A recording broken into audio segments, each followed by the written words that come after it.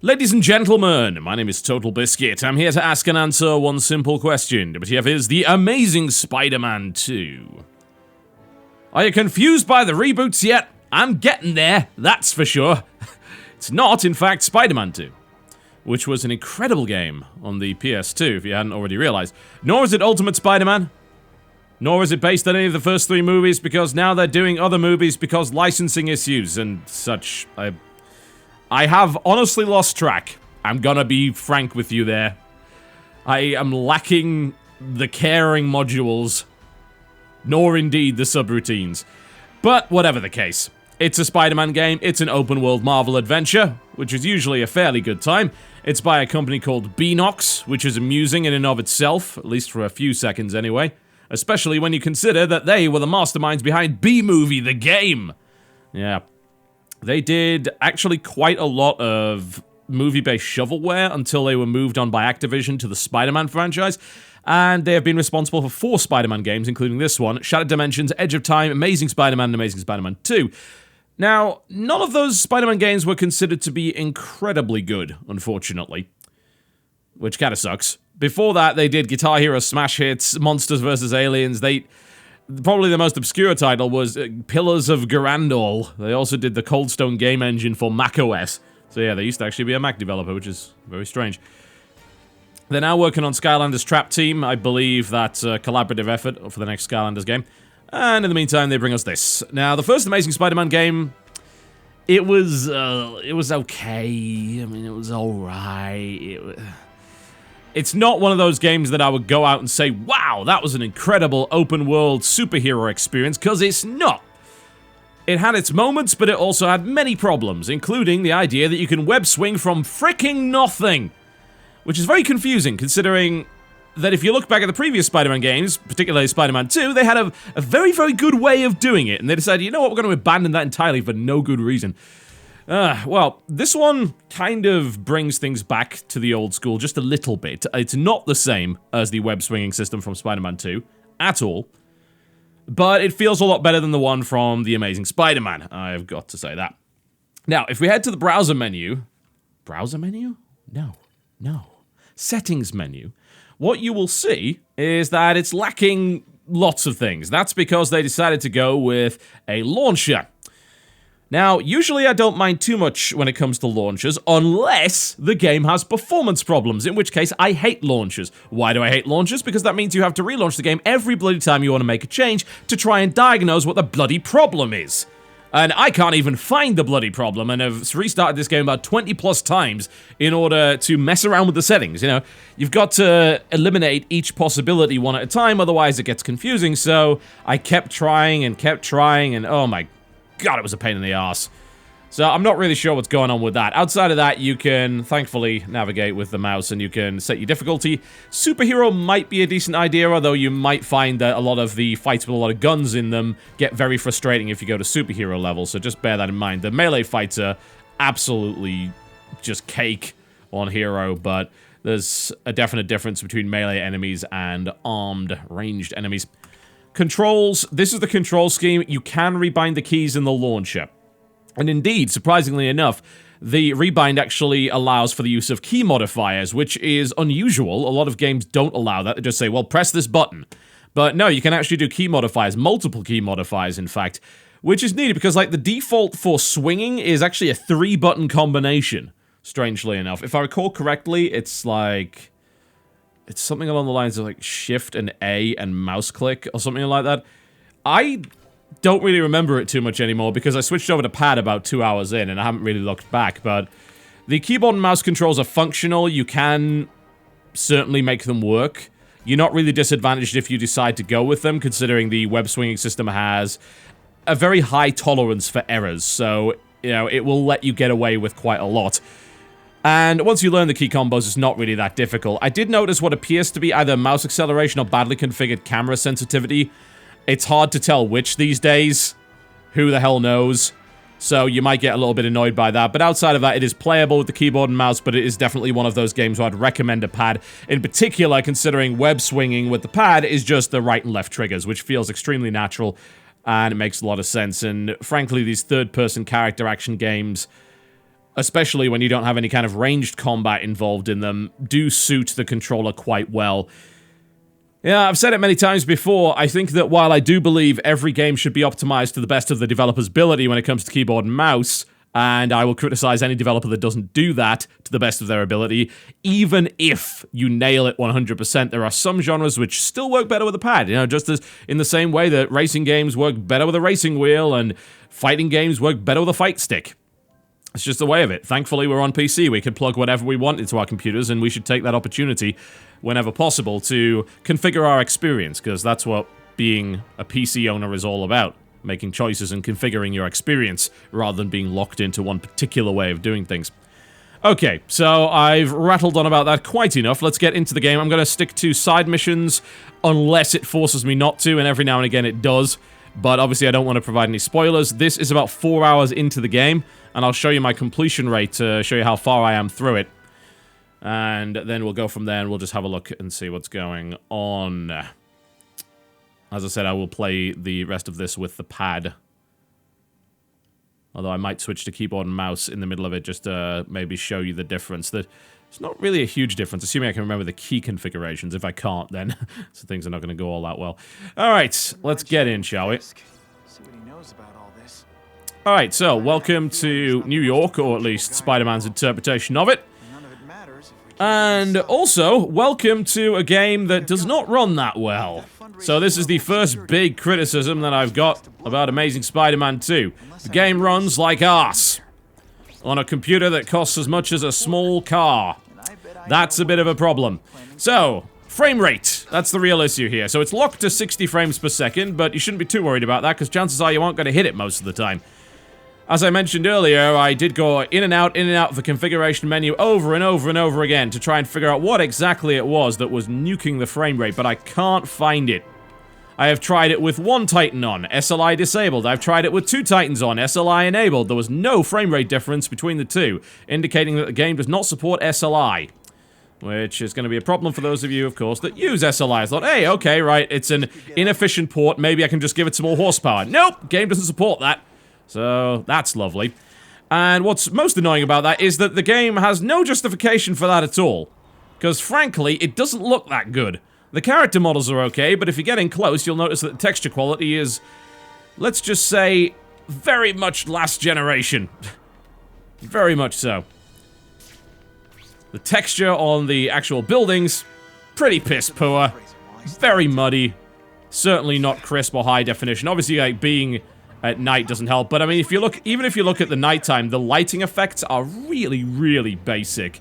In 2014, you would certainly expect some nice lighting effects. I mean, hell, you want to see some lighting effects in action? You can go a couple of years back and play Sleeping Dogs, which has incredible nighttime effects. You know, that's a great example of a game that did a phenomenal job with making a city really interesting. Frankly, outside of the Central Park area, this game is a lot of gray buildings. Lots and lots of grey buildings and very little else. It makes New York look incredibly dull. Definitely looks better in the daytime than it does in the nighttime, I'll certainly say that, but this is not a great representation of New York City. If you like greys and browns, well, we've got that. If you also like very, very blurry buildings in the distance, we've got that as well, even on the highest level of draw distance. That said, with the frame rate problems being the way that they... God damn it. Bear in mind, Spider-Man can't swim for whatever reason. Bearing in mind the frame rate doesn't go that high anyway, it's probably for the best that the view distance isn't too great. Even with 16 times anisotropic filtering on, it still looks pretty blurry and lacks definition at a distance. There's also things like vehicle pop-in. Not that that's all that important, because you're not going to be interacting with vehicles all that much in any way. They're pretty much just window dressing outside of the car chase sequences, but... yeah, it is... not a great looking game, nor does it run very well, which is kind of almost an immediate condemnation, and rightfully so, I think, because, frankly, a game that looks this terrible should not be running as badly as this is. But it is. Alright, so what does the actual game consist of? Well, I think you can probably tell just by looking at it. It's an open world game. What does that mean? Main story missions that it will constantly harass you to do, and then side missions. which consists of a number of different things: beating up petty thugs, rescuing people from fires, car chasers, well, I'd say defusing bombs, but that's not true. Actually getting bombs and throwing them into the water, which I have yet to figure out how to actually do, and I've failed that mission multiple times as a direct result of that, because I get up to the water and it just nothing happens. It's like, how do I get rid of it? I have no idea.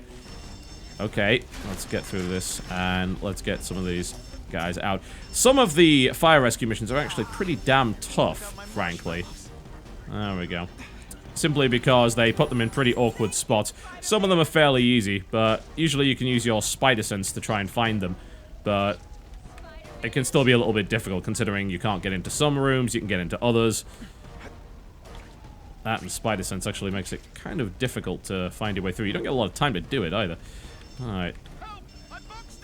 Alright, so we have one here. Let's get him out of the way. There we go. And then try and get the last one out.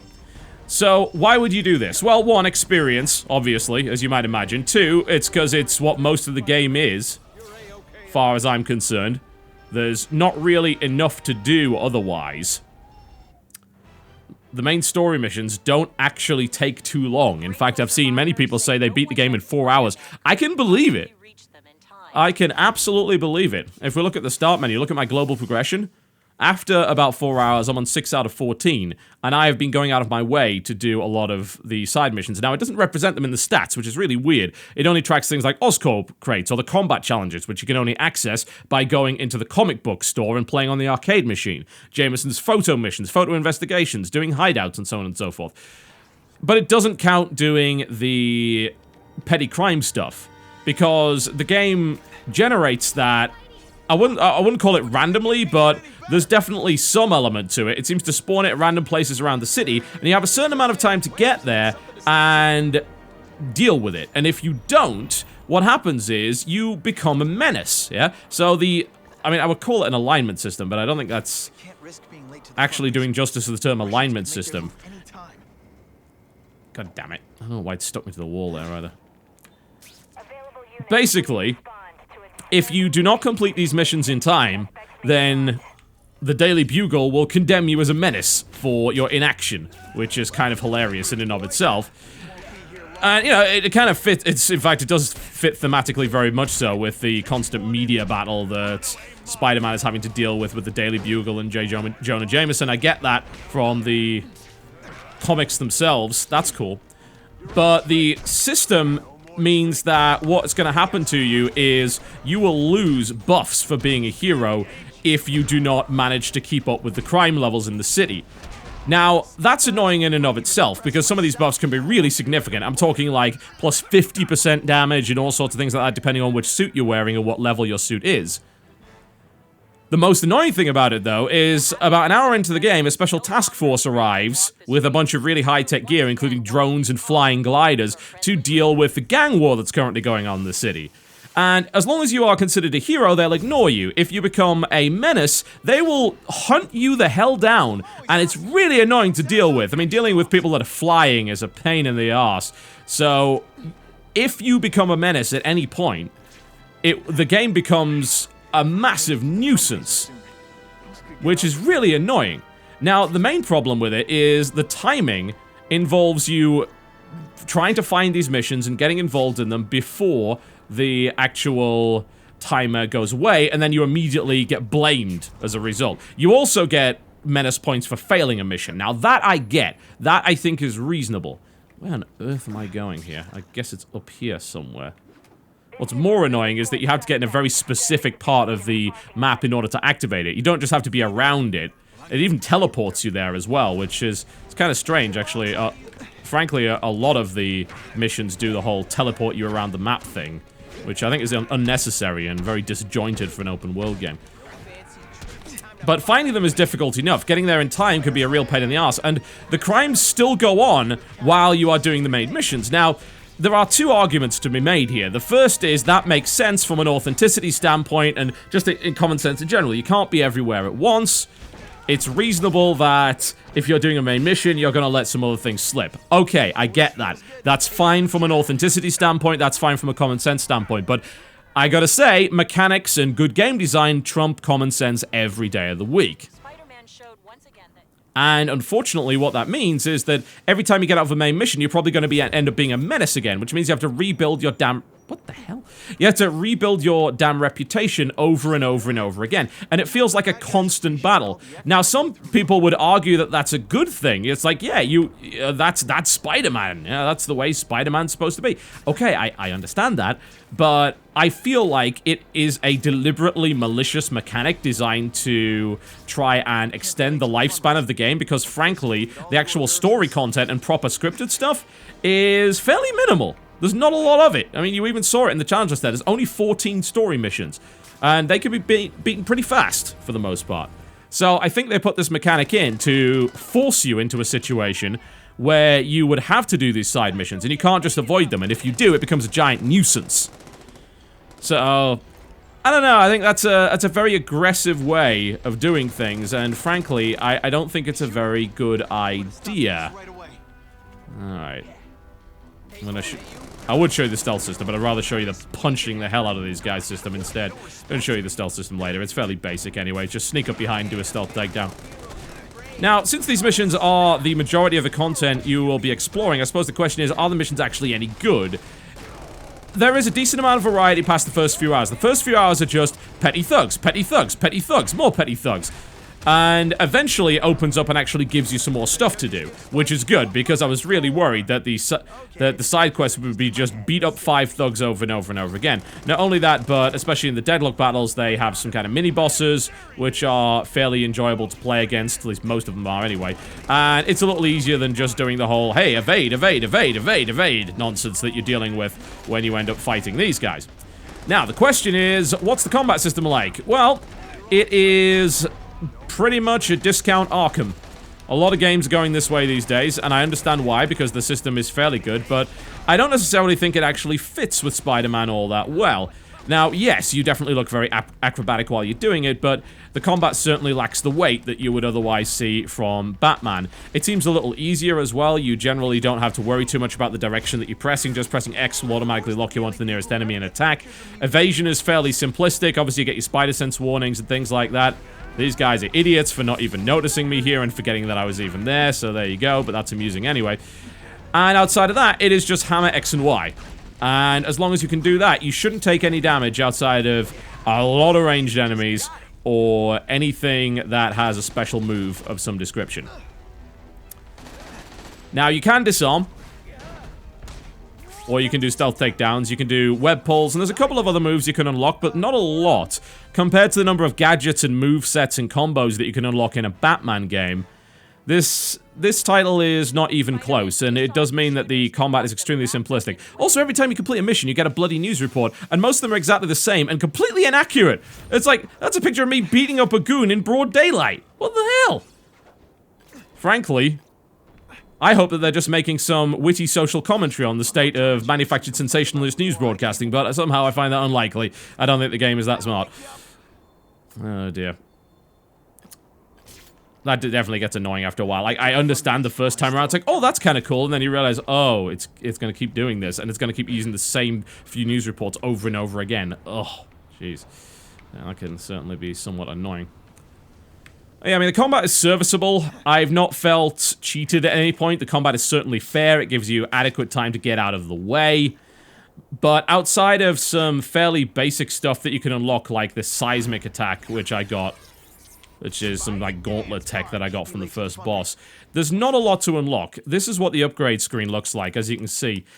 Not exactly Arkham, is it? Yeah, a lot of this is, you know, I'd obviously get boost immediately. All of this stuff is for moving around, and getting boost makes the game much more enjoyable. Thankfully, you get that very early on. But it's like an entire tree for the seismic blast, which increases its effectiveness. There's one for web pulls, weapon jams, and things like that.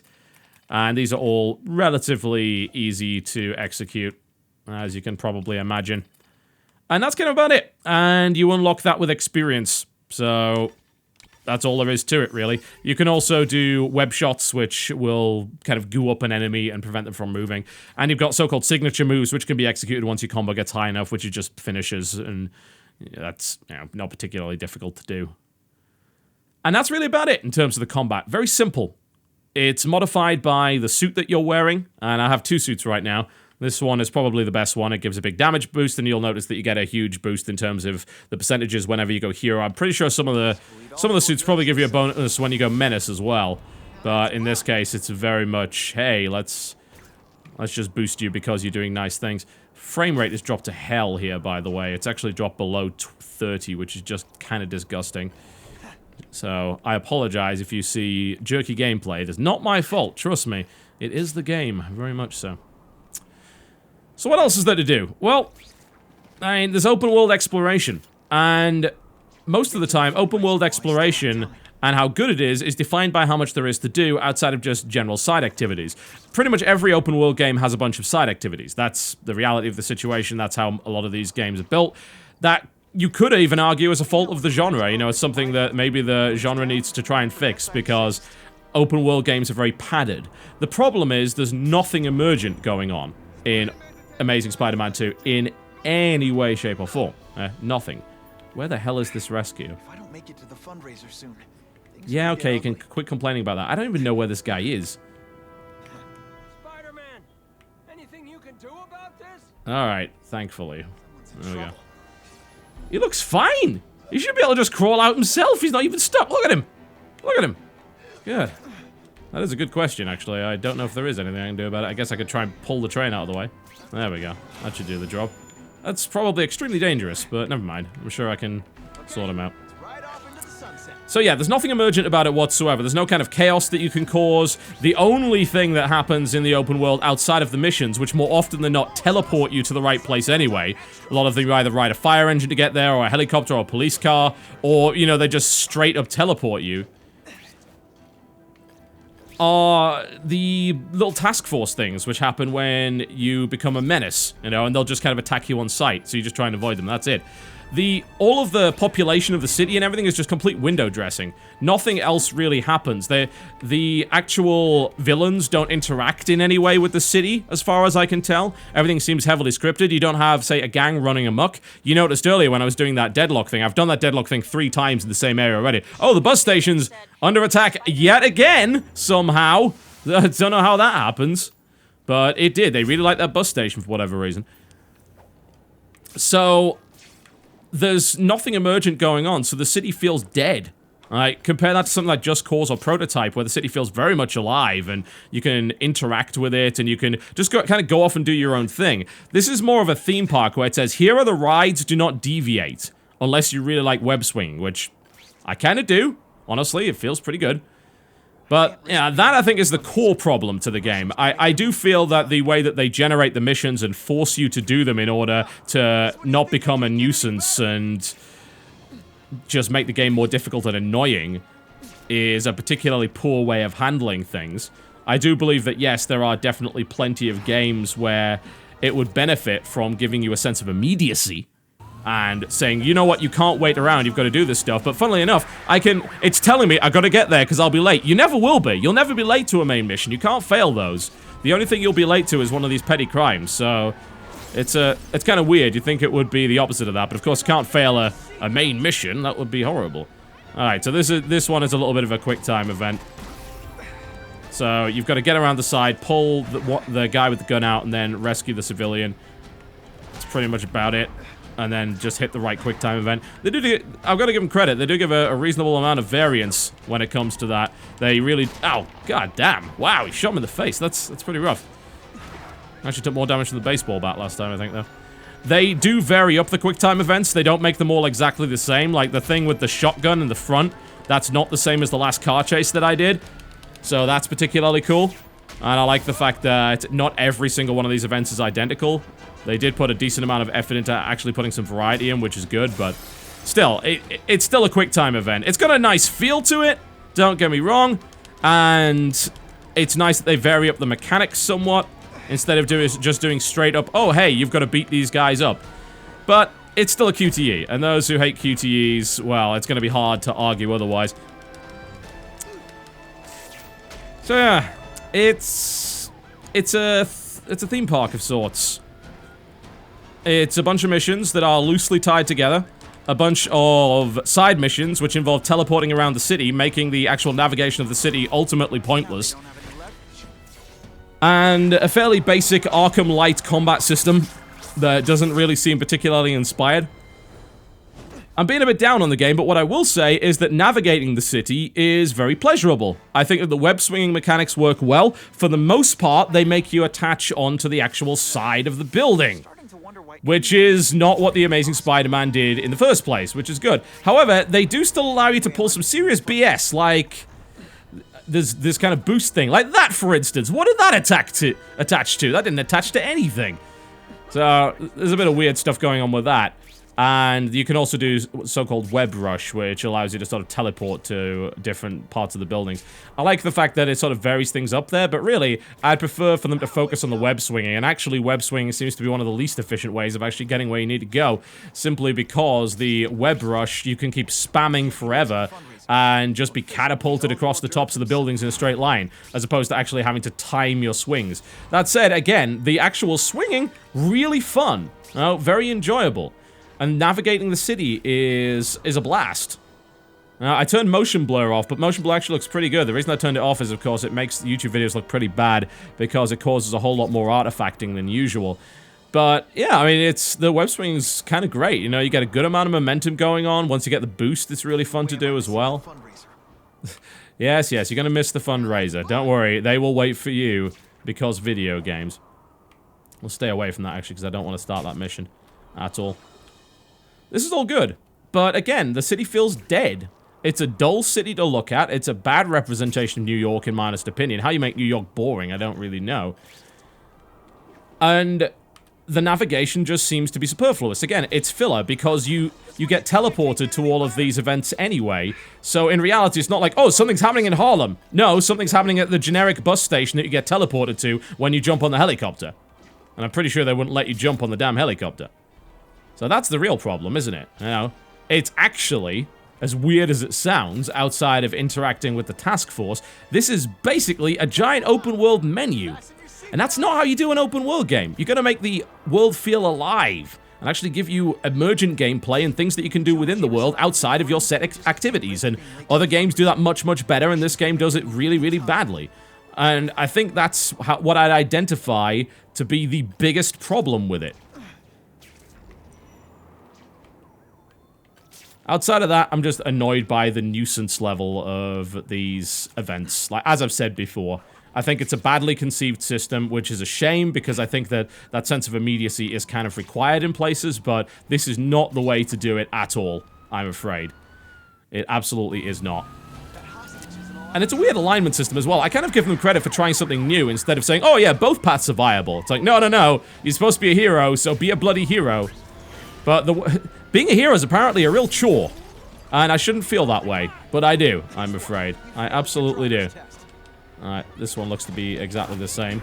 Oh, actually, not identical. No, he's got a different gun. Now, what do I think of it as a Marvel game? Well, I'm not hugely into Marvel comics, honestly. I don't find them to be massively enthralling. I'm just not into comics all that much in general. It has that feeling of authenticity, besides the fact that they shoehorned Stan Lee in as the comic book store owner, which is a huge, huge immersion breaker. It's like, great, we see Stan Lee yet again. There's no way this is the case, but they're gonna pull that on you anyway. He even does the voice acting himself, which I guess is kind of cool from a fan service standpoint, but frankly, god damn it.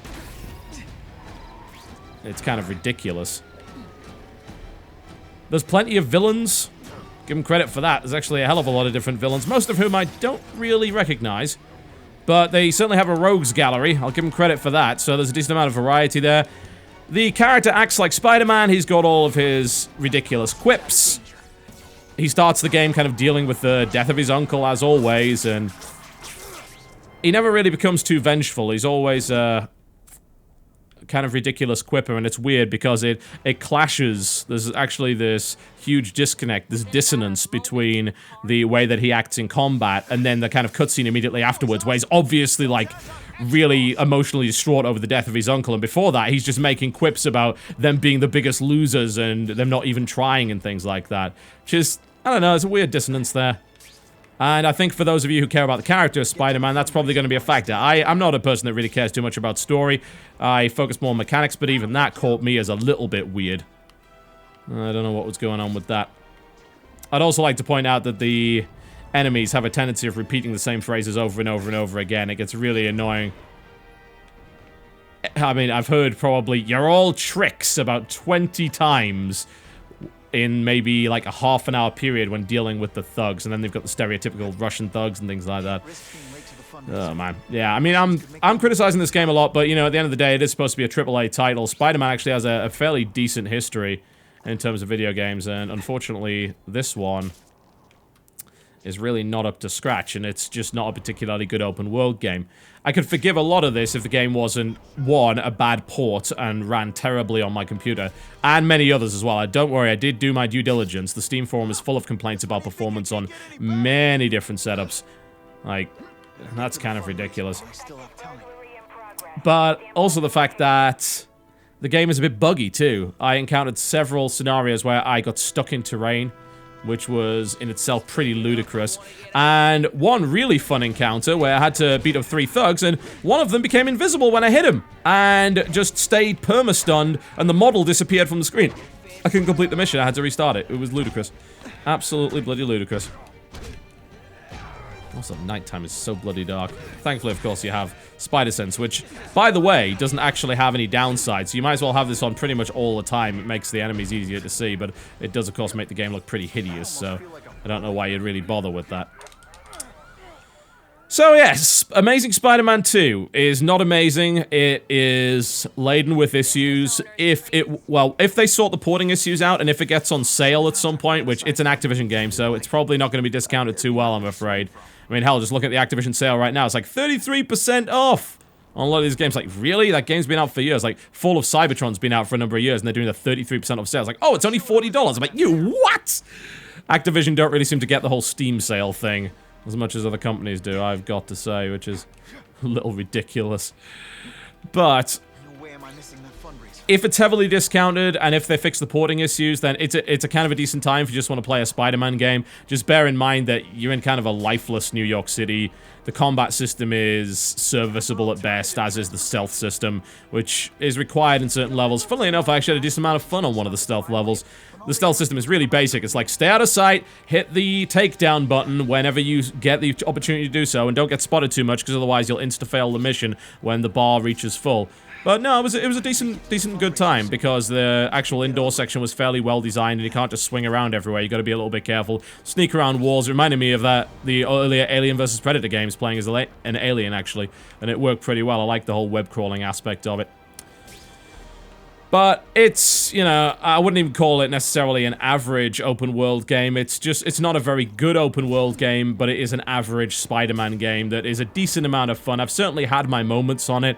I think swinging around the city is the most enjoyable thing you can do, but there's nothing to do when you do that outside of going to those preset missions. And as I said, the design behind the way the mission system works and the way the alignment system works is ill-conceived, in my honest opinion. It seems like they went in there with the best of intentions to try and put that sense of urgency and authenticity on there, but frankly, it ends up just being a frickin' nuisance, and that is the last thing you want in an open-world game. It is a game that's saying to you, oh, you like your open-world freedom? Well, let me restrict that for you with arbitrary timers and nonsense like that.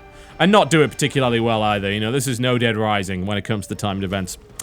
Amazing Spider-Man 2, ladies and gentlemen. You can pick it up if you wish on Steam for $40, your original equivalent. It's also available on pretty much every console. Last gen, current gen, handhelds. Much more expensive, of course, on the next gen consoles.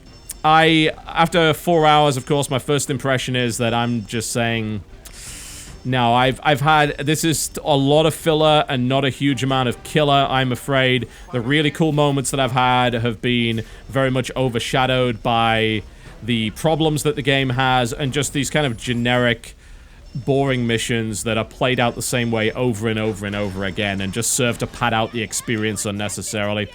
Alright folks, there you go. Amazing Spider-Man 2, currently available on Steam, next gen, current gen, and mobile platforms. My name is TotalBiscuit. Thank you very much for watching. I'll see you next time.